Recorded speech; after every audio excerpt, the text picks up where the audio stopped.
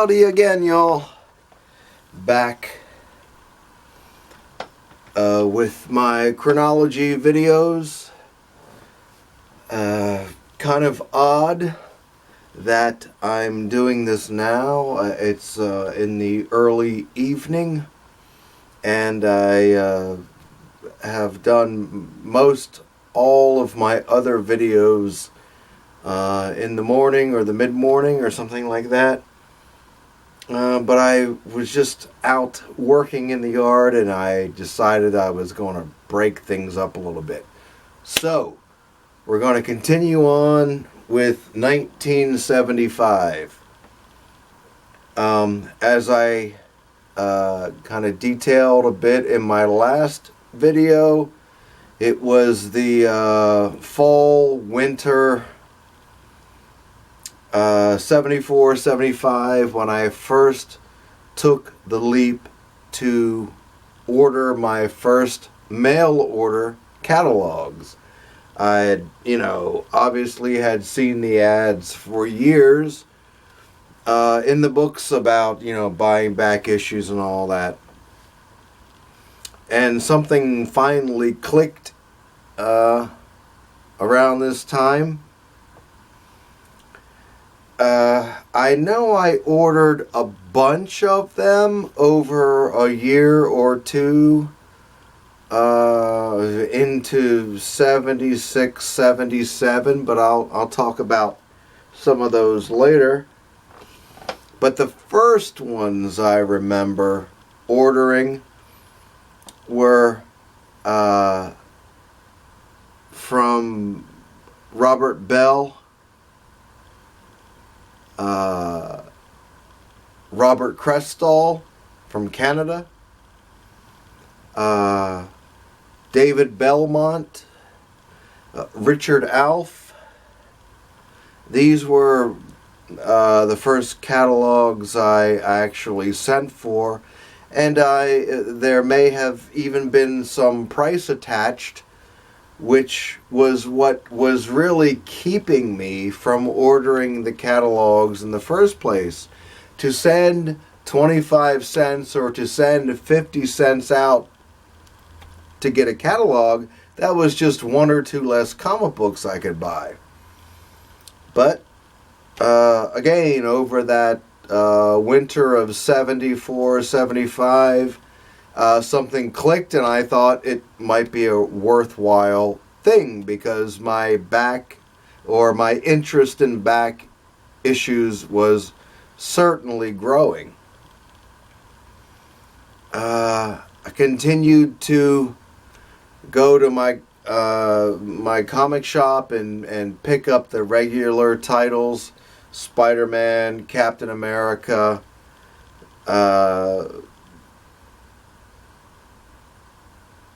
good Lord, I was reading the Astonishing Tales Deathlock at the time, and at the risk of sounding like I'm beating a dead horse, the Black Panther, Panther's Rage run from Jungle Action, picking up the occasional DC,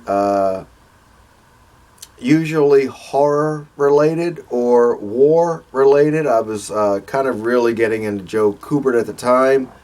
And I was picking up Tarzan, of course, at the time. Conan, of course. Yes, indeed. But Conan was like my number one title. As Spidey and Cap and all that, the heroes began to fade away, I continued with Conan for sure. It was pretty much my favorite book. But that's I'm getting ahead of myself.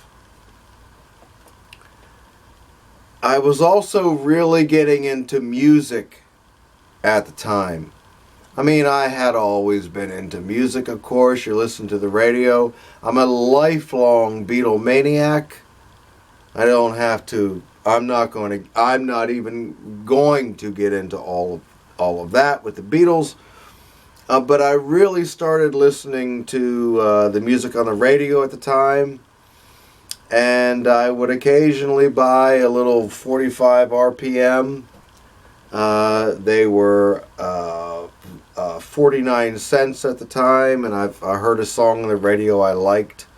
I would go out and buy the 45. My sisters were buying them too. And it's worth noting too that around this time my sisters were drifting away from the comic books. They were getting into music, and they stopped buying the Lois Lane or the Love Titles or the Archies or whatever they were buying. So this was kind of the end of all of my sisters' comic buying. Let's just show you a couple of books here from '75. My off-the-rack copies. This is a beloved book. Smashing Gil Kane cover, of course.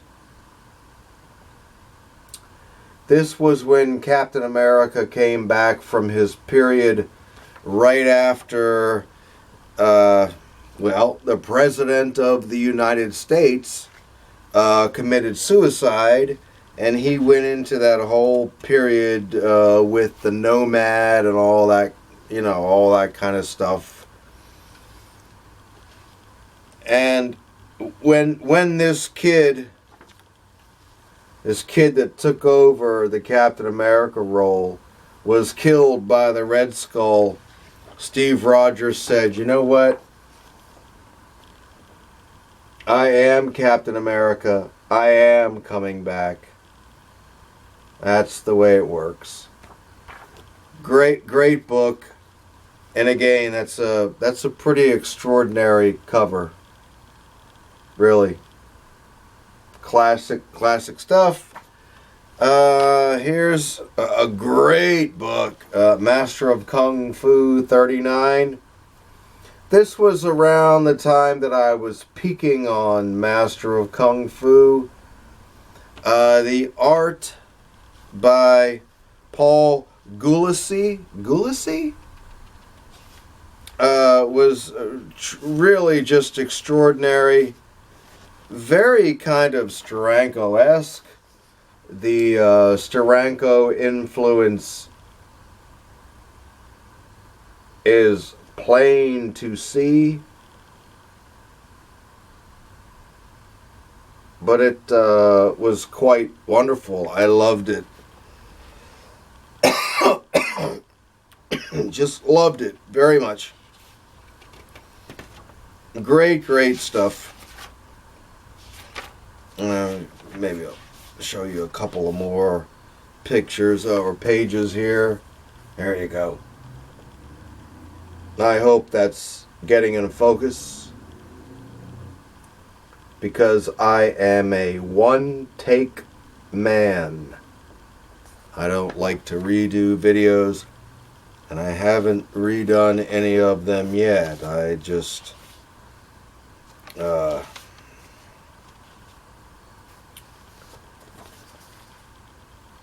record and post them. Very good. Anyway, the final notion is, even though I ordered these catalogs from Crestall and Alf and Bell and all that, the one mail order place that I ended up ordering from more than any other, I'll show you the ad here in just a second, but here's a little bit of this beautiful Billy Kane artwork from Jungle Action 13, part of the whole Panther's Rage storyline. Yeah, just kicked it out. Beautiful stuff.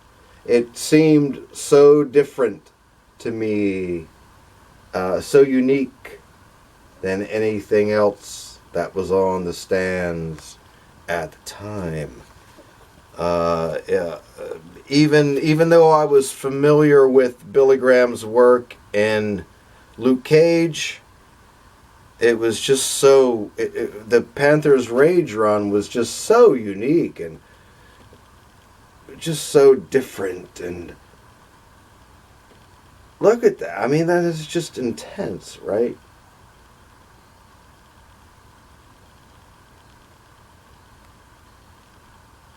Really, wow.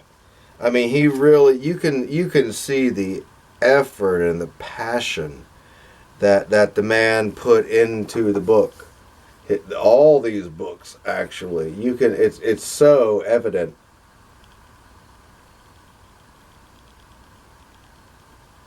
Indeed. Uh, just magnificent stuff. But here is the little ad that I answered. It's over here. It says 32 pages free. Book Vault. And that is what became my number one mail order service through the end of the 70s. It actually turned out to be something called Don's Book Vault. And I'll end this video by telling you that I definitely remember the very first two books I ever bought from mail order, and they were indeed from Don's Book Vault. It was Submariner, number 29 and 30. They were nice copies, kind of very fine-ish, fine plus very fine-ish, and they cost me all of 35 cents a piece with $1.25 shipping. And that was a lot of money to me at the time. And good Lord, it took, I don't know, a month until I even got the books. That's the way it was back in the day. You'd send your payment in and you would wait literally a month until you got your books. But I'm going to detail all this a little bit more. I'm just scraping the surface here with my mail order experiences. Look out there, dog. Go on there, baby. I got to get up. I'll get into much more detail here in the next video. Not much else to say, really, about 1975.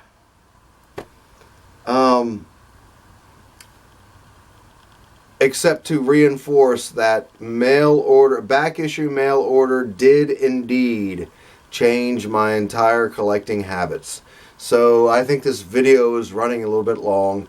So let me say goodbye, and we'll get back to you real soon. I'll continue on with this story of 75 and my earliest mail order experiences. Thanks for watching. See y'all later. Bye-bye.